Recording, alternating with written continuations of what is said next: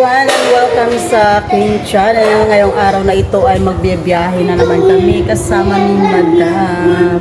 Pero bago muna yan, kung bago ka pala sa YouTube channel ko, please click the notification bell para updated ka sa mga video ko na upload. Tara guys!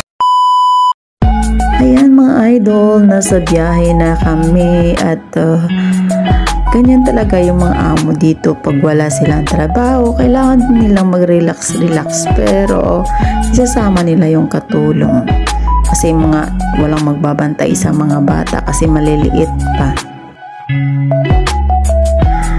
Kahit pagod na sa biyahe, sige lang, titiisin lang para sa pamilya. Kailangan natin magkaroon ng sahod para ipadala sa Pinas.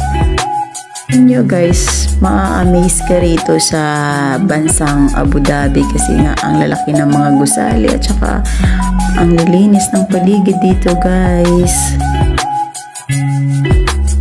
Ang maintenance talaga nila dito yung paglilinis. Wala kang makitang mga basura na kumakalat sa daan at saka hindi ma-traffic dito guys. Sarap magbiyahe dito kasi walang traffic kaya mabilis ang biyahe. Yun nga lang, minsan nakakahilo kasi medyo mga ilang oras din bago kami dumating dun sa aming paroroonan.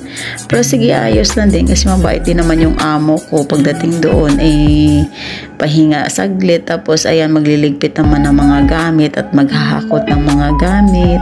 Pero enjoy naman ang buhay guys. Ang importante ay hindi tayo sinasaktan o pinapagutuman. Sana enjoy na lang natin yung buhay natin. Kaya hanggang dito na lamang mga idol. See you on my next video. Thank you for watching. Bye bye.